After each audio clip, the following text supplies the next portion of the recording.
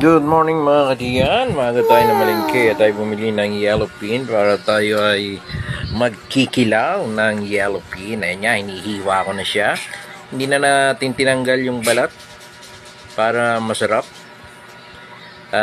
Hinihiwa na natin ng katamtamang hiwa para sa ating kilawin na yellow pin. Yan, hiniwa ko na rin yung mga sibuyas, bawang, wala palang bawang, sibuyas, sili at saka luya. Okay, mga katiyan, maya-maya iayos na yan. Ating hiniwa-hiwa muna mga ingredients natin. Ano? Maya ilalagay na natin lahat ang ating mga hiniwang rekado. Sabi nga. Okay.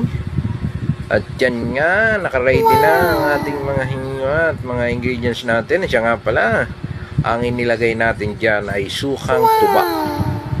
Okay, sukang tuba po inilagay natin mga tiyan na yan. Ayos na nga, na-mix ko na siya. Pinaghalo-halo ko na ang mga ingredients ng ating kilawing yellow pin. Mga tiyan, good morning, good morning. God bless all.